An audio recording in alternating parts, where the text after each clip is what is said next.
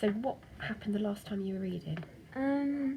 It was where the boy took Sheltie and he went up this dark place.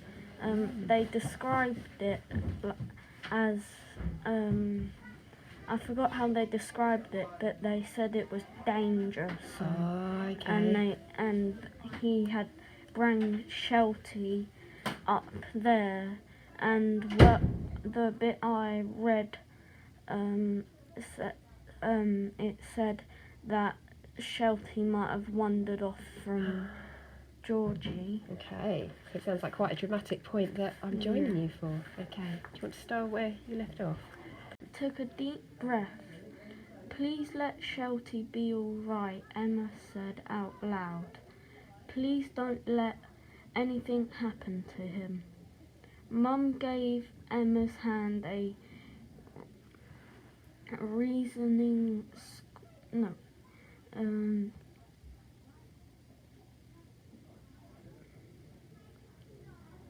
rationing squeeze. Good try. Do you want me to help you with it? Yes, okay. Please. So you've got the first bit, haven't you? The reassuring squeeze. Do you know what that means? If you reassure somebody. No. So it's when you kind of comfort them and tell them things is going to be okay.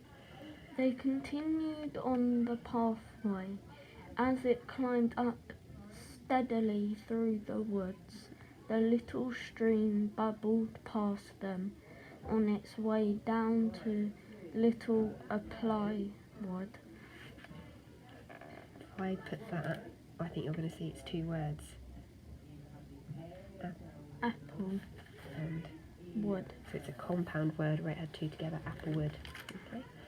And as they climbed, the sky above their heads turned a fiery red. Almost a fiery red. Fiery red. Oh, that doesn't sound very good. Emma's legs were beginning to ache when suddenly up ahead she heard a familiar sound. It was very faint, but it was a pony whining. Whinnying. I think it's whinnying that they say, the noise that a pony is. Sheltie. I wonder if she's going to be okay. It seemed to be coming from high in the trees. It was Sheltie calling Emma. Would have recognised his sound anywhere. Should we just read that again? Did that mean Sheltie calling Emma? Does that sound right? No. It was Sheltie calling. Emma would have recognised his sound anywhere. Perfect. She spun round to look at Mum. Mum had heard it too. Sheltie, Emma said. Lovely expression. 20 metres in front of them, up on a higher footpath, was Sheltie. He was trotting along on his own, looking for a way down. But there was no sign of Georgie. This name here is Gregory. Gregory. It's quite an old-fashioned name. You don't tend to hear it that much That's now. the boy that took Sheltie. That's the one that took. So where do you think he might be? What do you think might have happened? As I was looking through to make sure earlier that I would mostly know what I would be saying. It said that Sheltie must have wandered off from Gregory. Gregory. Okay. When Sheltie saw Emma, he blew a series of loud snorts and looked over the edge onto the lower path. Don't move, Sheltie, called Emma. Stay exactly where you are. She knew it was safer for her to find a way up to Sheltie than for Sheltie to look for a way down. How do you think Emma's feeling?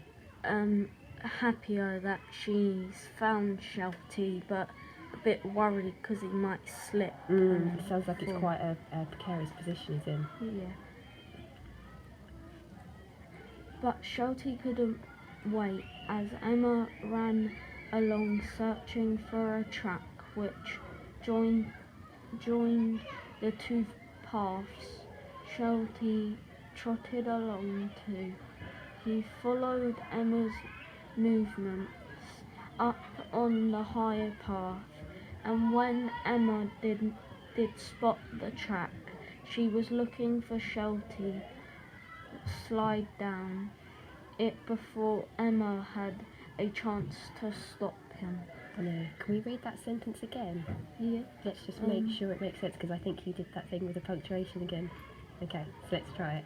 And when Emma did spot the track she was looking for, Sheltie slid down it before Emma had a chance to stop him.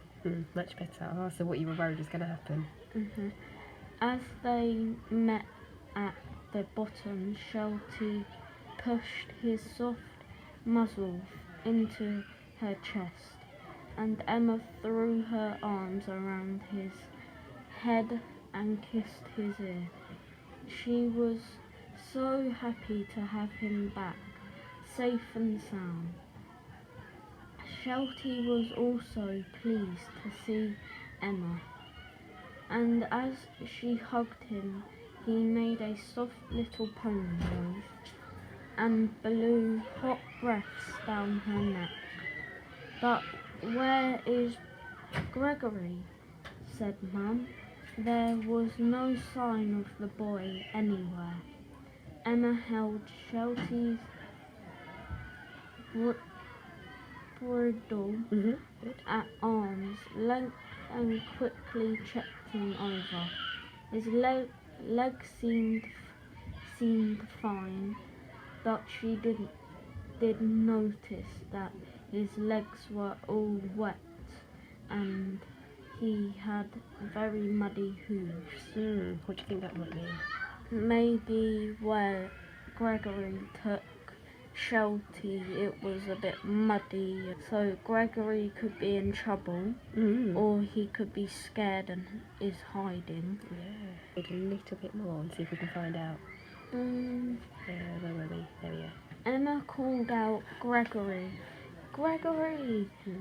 But her voice was lost in the trees and no one answered. "He can't be far," said Mum. "We're almost at the top of the tar point now. Gregory must have left Sheltie for a moment and Sheltie wandered off." "I don't think so," said Emma. "I think something has happened, something terrible." Emma looked at Mum. Then she turned to Sheltie and whispered in his ear, "Where is he? Where's Gregory? You know boy, don't you? What's happened to him? Do you know where Gregory is?" Sheltie asked Mum. Sheltie pawed the ground, then jangled his bits, and he definitely seemed to be trying to tell them something. Emma knew exactly what Sheltie was trying to say. He wants us to follow him. Okay, I'll leave it there. Lovely reading, really great expression there. Just got to make sure that you pay attention to those full stops all the time. Yeah. Okay, brilliant.